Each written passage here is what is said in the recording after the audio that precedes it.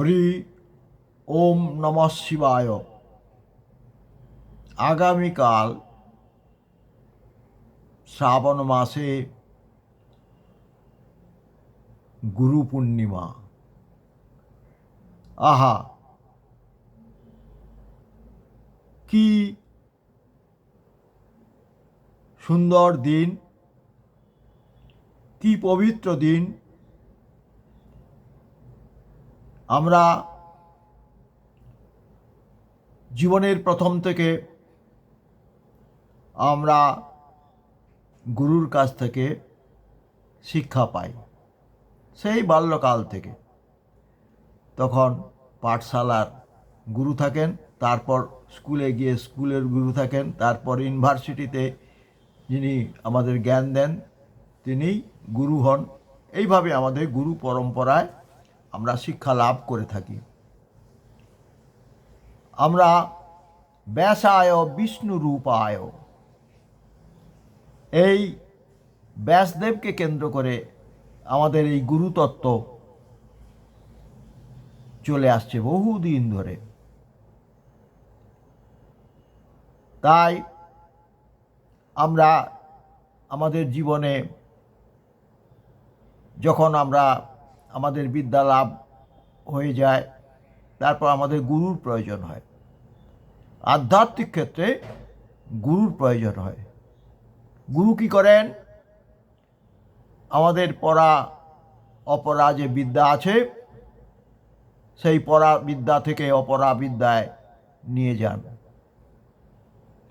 তিনি আমাদের তার সিদ্ধ মন্ত্র আমাদের দান করেন,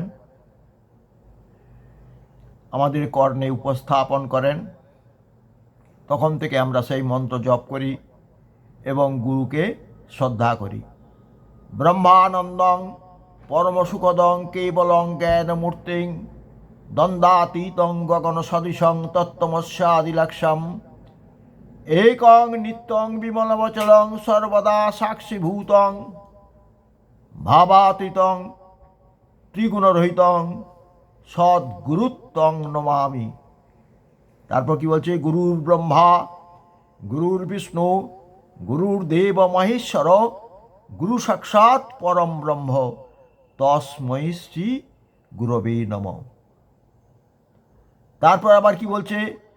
অজ্ঞানতিমিরান্ধস্য জ্ঞানাঞ্জনশলাকয়া চক্ষুরুন্মীলিতং येन তস্मै শ্রী গুরবে নমঃ।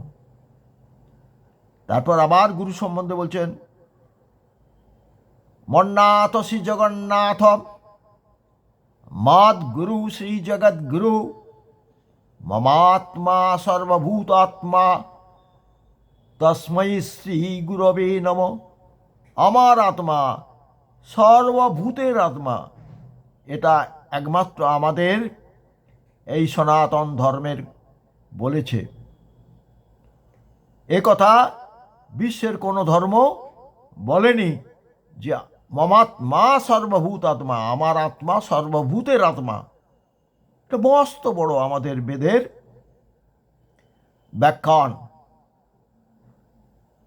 বেদ কত মহান, বেদ কত জ্ঞান সম্পন্ন, তারই প্রমাণ পাওয়া যায়। তারপর গুরু সম্বন্ধে বলছেন, ধ্যান মূলং গুরুর মূর্তি, গুরুর মূর্তিকে ধ্যান করতে হবে। পূজা মূলং গুরু পদম,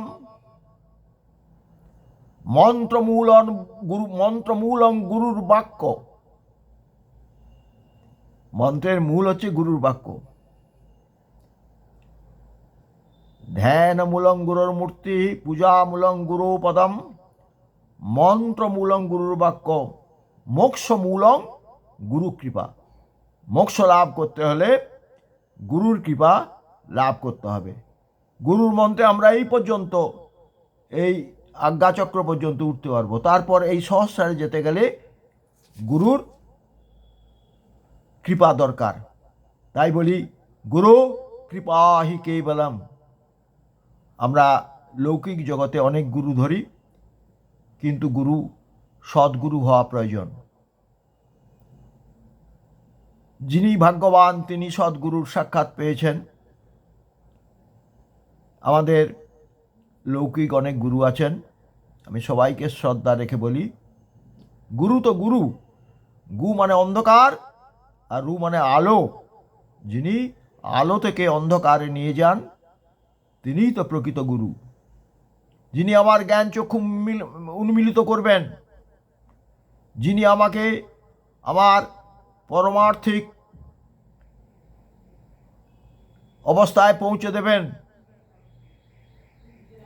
যদি আপনাদের কোনো লৌকিক গুরু না থাকে তাহলে আপনারা শিবকে গুরু বলে মানবেন। শিব কোথায় থাকেন? আমাদের এই ব্রহ্মানন্দে সহস্রারে থাকেন। সহস্রারে মহাপদ্মে গুরু শিরসি চিন্তয়েত। ওখানে শিবের কথা চিন্তা করবেন, শিবকে গুরু বলে মানবেন। যার গুরু মন্ত্র না হয়েছে অনবরত হরি ওম নমঃ শিবায় করতে থাকবেন।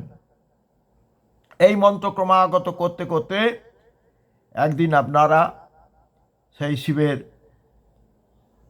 সান্নিধ্যে আসবেন এবং শিবের কৃপায় আপনি মন্ত্র লাভও করতে পারেন স্বপ্নাদেশে বা অন্য কোনো উপায়ে, বা প্রকৃত সদ্গুরুর কাছে তিনিই পাঠিয়ে দেবেন আপনার মন্ত্র সিদ্ধির জন্য। অতএব কালকে গুরু পূর্ণিমার আপনারা খুব ভক্তি ভরে গুরুকে পূজা, গুরুর সেবা করুন। গুরু আপনাদের আশীর্বাদ করবেন। তাই গুরুদেব দয়া কর দীন জনে, গুরুদেব দয়া কর দীন জনে, মন রহে যেন তব শ্রীচরণে, মন রহে যেন তব শ্রীচরণে, গুরুদেব দয়া কর দীন জনে। এটাই গুরু প্রণামের একদম প্রকৃষ্ট পথ।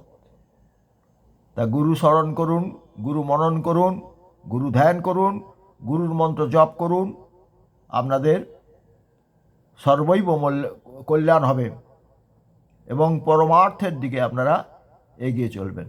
নমস্কার। যদি আমার এই গুরু পূর্ণিমার প্রাককালে তাই আমি এই ভিডিওটা করলাম। যদি আপনাদের ভালো লাগে আপনারা সাবস্ক্রাইব করবেন, লাইক করবেন, মন্তব্য করবেন, শেয়ার করবেন। হরি ওম নমঃ শিবায়। জয় গুরু জয় ভগবান, জয় গুরু জয় ভগবান, জয় গুরু জয় ভগবান। যিনি গুরু তিনি ভগবান, যিনি গুরু তিনি ভগবান, যিনি গুরু তিনি ভগবান। নমস্কার।